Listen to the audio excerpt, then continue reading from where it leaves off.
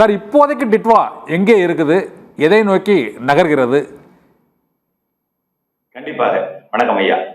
அதாவது இப்பொழுது சரியாக இந்த 5:30 நிலவரப்படி மரக்காணத்திற்கு நேர் கிடைக்க 63 கிலோமீட்டர் தொலைவில் நிலை கொண்டிருக்கு.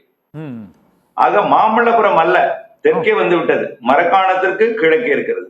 இது இன்றைக்கு இன்னும் லேட் ஆகும் கரை கடப்பதற்கு. நள்ளிரவு தான் கரை கடக்கும், இல்ல அதிகாலையும் ஆயிடும். 63 கிலோமீட்டரை 10 மணி நேரம் நகரும் போல் தெரிகிறது.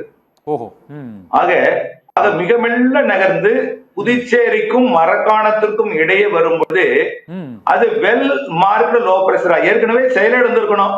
செயல் எடுத்திருக்கோம், செயலிழக்காவிட்டால் இப்ப செயலிழக்க தொடங்கி இருக்கும். கரையை கடக்கும் பொழுது அது வெல் மார்க்டு லோ பிரஷரா தான் கரை கடக்கும். கரை கடந்தாலும் அதுவும் போராடி செயலிழந்து விடும். இப்ப உதாரணத்துக்கு புதுச்சேரிக்கும் மரக்காணத்துக்கும் இடையில கரை கடந்தால் நேர திண்டிவனம் நோக்கி அது பயணித்து விடாது. நேரடியாக புதுச்சேரி மரக்காணம் இடையே கரை கடந்து கடலூர் மாவட்டத்தை நோக்கி பன்ருட்டி மற்றும் அதன் தெற்கு பகுதிய நெய்வேலி, இப்படி டெல்டா மாவட்ட பகுதியை நோக்கி செயலிழந்து எந்தவித காற்றையும் கொடுக்காமல் மழை பொழிவை கொடுத்து கூட தரையில கூட மிக மெதுவாக தான் நடக்கும். இங்கிருந்து மேற்கு தொடர்ச்சி மலைக்கு 4 நாள் நகரப்போகுது. அந்த அளவிற்கு தரையிலே நகரப்போகிறது. இதுல ஒரு அச்சுறுத்தல் என்னன்னா, நேற்றைக்கு காலையில சென்னைக்கு எப்படி மழைப்பொழிவை கொடுத்ததோ அதே போல இன்றைக்கு நள்ளிரவு அதிகாலையில சென்னை, திருவள்ளூர், செங்கல்பட்டு மாவட்டத்திற்கு ஒரு மழைப்பொழிவை கொடுக்கும் போல் தெரிகிறது. கரையை கடக்கும் பொழுது போராடி முன்னேறி செயலிழக்கும் பொழுது காற்று என்பது தேக்கமடையும். அந்த காற்றுல குவிதல் என்பது சென்னை மற்றும் செங்கல்பட்டு, திருவள்ளூர் மாவட்டத்துல இன்றைக்கு நள்ளிரவுக்கு பிறகு நாளை அதிகாலை காலையில மிக கனமழை, ஓரிரு இடங்கள்ல அதிக மழை பொழிவையும் கொடுக்கலாம். அது திருவள்ளூர் மாவட்டத்திற்கும் சென்னை கடலோரத்திற்கும் கொஞ்சம் கூடுதல் வாய்ப்பாக தெரிகிறது. ஆக ஒரு 15-20 சென்டிமீட்டர் கூட இன்றைக்கு நள்ளிரவு நாளை அதிகாலையில மழை பொழிவு கொடுப்பதற்கு வாய்ப்பு இருக்கு.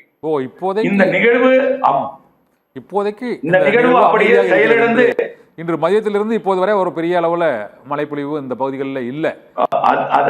அதாவது சென்னை மாநகரத்துல இல்ல, உங்களுடைய அலுவலகத்தில் இல்ல, ஆனால் கடலோரத்துல எண்ணூர் மற்றும் காசிமேடு, அதற்கு வடக்கே இருக்கக்கூடிய பழவேற்காடு, ஊத்துக்கோட்டை மற்றும் தடா, அது கும்மிடிப்பூண்டி, அப்படியே பாத்தீங்கன்னா திருவள்ளூர் மாவட்டத்தோட ஆந்திர எல்லையோரம் முழுவதுமே கனமழை பொழிவை கொடுத்து கொண்டிருக்கு. அந்த பக்கம் சத்தியவேடு, நாயுடுபேட்டை, இதெல்லாம் கனமழை பொழிவை கொடுத்துட்டு இருக்கு.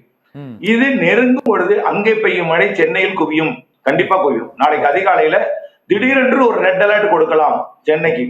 சென்னைக்கும் திருவள்ளூருக்கும் ஒரு ரெட் அலர்ட் நாளை அதிகாலையில கொடுக்கலாம், காலையில் கொடுக்கலாம். நாளை கண்டிப்பாக காலையில் கனமழை இருக்கும் என்பதனால நாளை எப்படி பள்ளிக்கு விடுமுறை விட்டார்களா என்று தெரியல. கண்டிப்பா நாளை பள்ளிக்கு விடுமுறை விடும் சூழல் ஏற்படும். ஓகே துரைக்குமார் சார், நீங்கள் கூறுவதை பார்த்தால் இது நேற்று பெய்ததை போல நாளை அதிகாலையில் சென்னை, திருவள்ளூர், செங்கல்பட்டு அந்த மாவட்டங்களில் இது கடலுக்குள் இருக்கும் பொழுதும் அந்த கனமழை பொழிவை கொடுத்தது. காலையில் அது கரையை கடந்து செல்லும் போதும் இதே போல ரெட் அலர்ட் விழுக்கும் அளவுக்கு அந்த கனமழை பொழிவு இருக்கும்னு நீங்க சொல்லியிருக்கிறீங்க.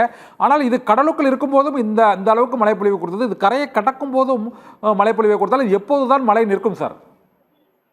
அதாவது இது ஏன் கரையை கடக்கும் போது அதிக மழை பொழிவை கொடுக்குதுன்னு சொல்றேன்னா, ஒரு வட்ட வடிவத்துல சுழண்டு கொண்டிருக்குது. அங்கிருந்து சுழண்டு கொண்டு தரையேறும் பொழுது இது அடர்மிகு ஊடகம், அதாவது குளிர் மிகுந்த, உப்ப கூட உங்களுக்கு குளிரா தான் இருக்கும். அது பெருசா ஒரு ஹீட்டோ ஒரு புழுக்கமோ வியர்வையோ எதுவும் இருக்காது. கொஞ்சம் அடர் மிகுந்த ஊடகத்துல இந்த வெப்ப நீராவி என்பது ஒரு அதாவது ஒரு வெயிட்லெஸ் காற்று தான் அதுல சுழண்டுகிட்டு இருக்குன்னு சொல்லலாம். அதாவது நீராவி காற்று, எடை குறைந்த காற்று அதுல சுழண்டுகிட்டு இருக்கு. அடர் மிகுந்த ஊடகத்துல முயற்சிக்கும் போது முடியவில்லை. அதனாலதான் மீண்டும் மீண்டும் செயலுக்கிறது. அது இந்த காற்று எல்லாமே என்ன செய்யும்னா தரையேறும் போது வட்ட வடிவத்துல சுடலாது, அப்படியே நசுக்கப்படும். இப்ப திருவள்ளூர் மாவட்டத்துல நுழையிற காற்று திருத்தணிக்கு போயிடாது. பழவேற்காட்டுல நுழையிற காற்று பட்டுன்னு கட்டாயி அப்படியே கும்மிடிப்பூண்டி வழியே சென்னை மாநகரத்துல வந்துடும். எண்ணூர்ல நுழையிற காத்து அப்படியே பாத்தீங்கன்னா நேரடியாக நுழைந்து கும்மிடிப்பூண்டிக்கு தெற்கு புறமா அப்படியே சென்னை மாநகரத்துல வந்துடும். அப்ப சென்னை மாநகரம், செங்கல்பட்டு மாவட்டம் வந்துடும்.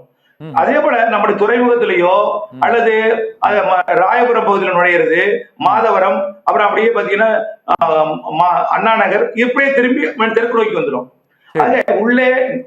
உள்ளே வலுவாக நேர மேற்கு நோக்கி போக முடியாமல் காற்றில் ஒரு முறிவு ஏற்படும். முறிவு ஏற்படும் போது காற்றுல ஒரு திசை மற்றும் வேகம் மாறுபடும் பொழுது மழை பொழிவு கூடுதலாக கொட்டுவதற்கு வாய்ப்பு இருக்கு.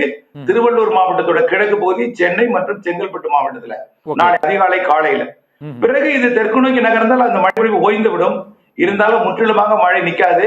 நாளை மாலையும் மழைக்கும் 8ஆம் தேதி வரை ஒரு தூறல் சாரல் நனைக்கும் மழை குறைந்தபட்சம் ஒரு 2-3 சென்டிமீட்டராவது தினம் இருக்கும். இது நாளை ஒரு நிறைய மழை பொழிவு கொடுத்தாலும் அடுத்த நாள் ஒரு 5 சென்டிமீட்டர் கொடுக்கும், அடுத்த நாள் ஒரு 4 சென்டிமீட்டர் கொடுக்கும். இப்படியே குறைந்தபட்ச மழை ஒரு 3 சென்டிமீட்டர் தினம் ஒரு 8ஆம் தேதி வரை இருந்து கொண்டே இருக்கும்.